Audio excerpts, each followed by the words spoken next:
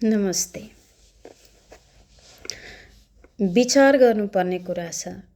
एकदम सोचनीय कुरा छ। हजुरहरूले पनि सायद चिन्तन गर्नुहोला।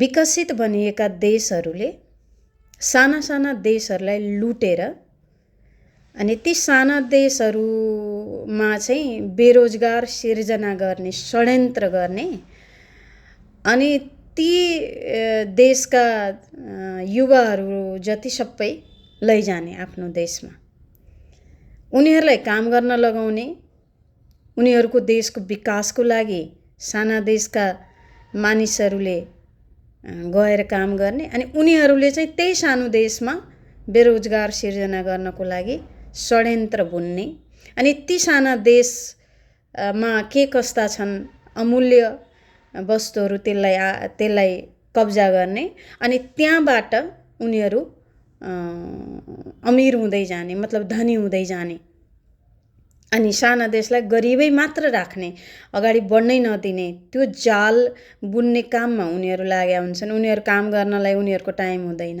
खालि उनीहरूको काम भनेकै षड्यन्त्र गर्ने, कहाँ कहिले कतिखेर कसलाई फसाउने, कसलाई युज गर्ने भन्ने। अनि हामी मूर्ख, पटमूर्ख, महामूर्ख बनेर चाहिँ उनीहरूको पछि लाग्ने। ओहो उसले त हाम्रो भलो चिताको छ भने जस्तो गर्ने।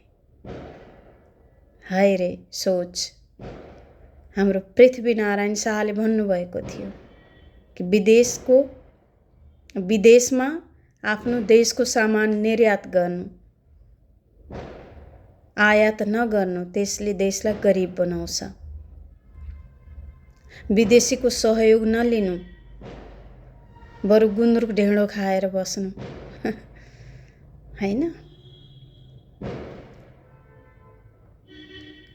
गरिब देशमा छौँ, सम्पूर्ण तहस नहस बनाइदिएछन् उनीहरूले नै। अनि उनीहरूकै देशमा जानमा गर्व सोच्ने आफूलाई के भन्ने है। त्यही भएर हामीलाई त नेपाल र नेपालीहरू भनेको यस्तो मानिसहरू हुन्, मानिस भन्न नि मन लाग्दैन, देवतै हुन्। उनीहरूले कसैको पनि दुःख, कसैलाई होस्, कसैलाई हराउँ, कसैलाई चाहिँ रुलाउँ भन्ने त्यो सोच हुँदैन। सहयोगी भावना हुन्छ, एकदम खुल्ला दिल हुन्छ, दिल विशाल हुन्छ। त्यही भएर अरू जस्तो अरूलाई मारेर, रुवाएर,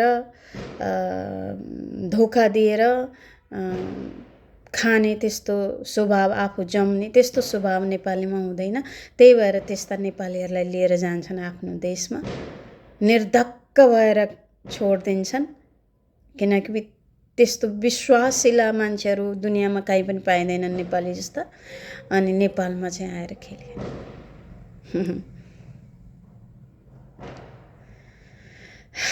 त्यही भएर आफ्नो देश स्वर्ग थियो, स्वर्ग बनाउने हाम्रा पृथ्वीनारायण शाह, उहाँलाई सम्झौँ, उहाँलाई सम्मान गरौँ र उहाँले देखाएको बाटोमा हिँडौँ। आज उहाँले देखाएको बाटोमा विदेश पूर्ण रूपमा लागि परेको छ अनि हामी चाहिँ विदेशीको नक्कल गर्ने। विदेशीले चाहिँ हाम्रो पृथ्वीनारायण शाहको कुराको नक्कल गर्ने अनि हामीले चाहिँ उनीहरूको नक्कल गर्ने। हामी कति पछि छौँ। थियौँ हामी धेरै अगाडि, तर यस्तोसँग हाम्रो दिमाग भुट्दै कि हामी त केही पनि होइन भन्ने चाहिँ गराइदिए। अनि हामीले पनि सोच्यौँ साँच्चै हामी त केही पनि होइन।